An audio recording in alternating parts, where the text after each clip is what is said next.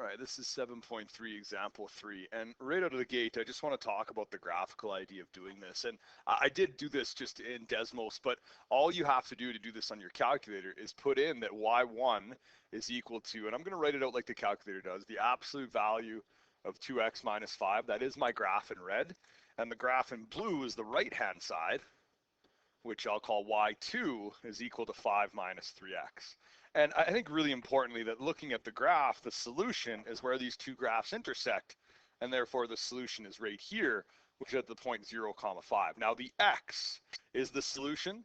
So looking at this graphically, we could identify immediately that x has to be equal to 0. That is our solution. Now I want to work through this algebraically as well, and we're going to talk about how if we do this algebraically, we actually get two answers, and one of them is extraneous. And it's going to be really important that we're able to determine how to find that, and the easiest way by far is to verify, which is the technique we'll use here.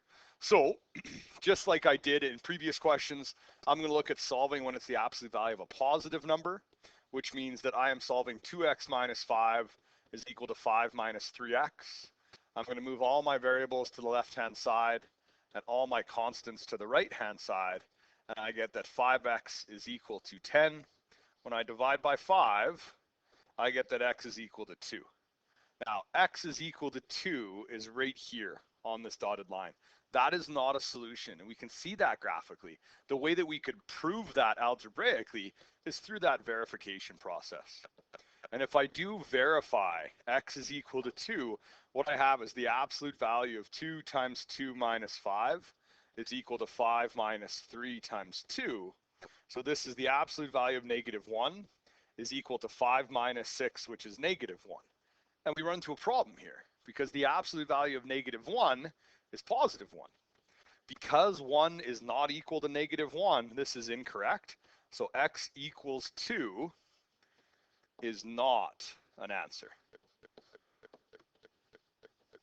And the reason for that is that when we put the value x equals 2, it doesn't actually satisfy the equation. The left-hand side isn't equal to a right-hand side, or to the right-hand side. Now, I would like to talk about why that is. And the reason for that is what our absolute value function is doing is it's taking this black line, I'll try to draw that a little bit better. That black line is y equals 2x minus 5 without the absolute value in there.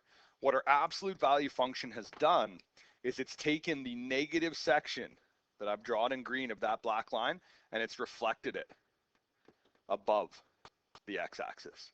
Now, when it reflects it above the x-axis, that negative piece is no longer there, and now we can see that that only intersects our y2, the blue line, in one location at the 0, 5. Now, we still need to be able to get there algebraically.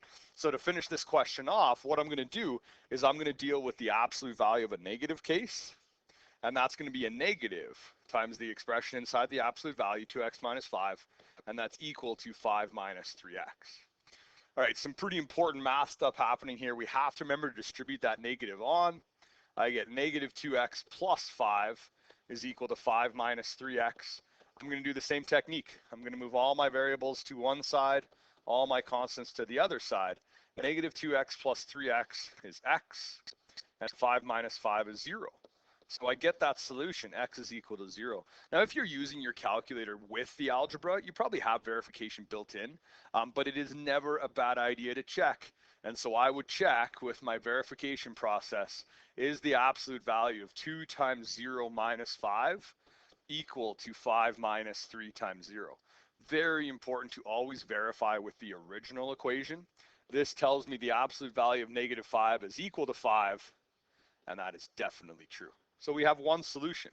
X equals 0 is the only solution to the equation above. All right, the remaining examples are really just increasing the complexity. We're going to be looking at quadratics with variables inside and outside, and it's going to bring back a lot of that algebra from chapter 4.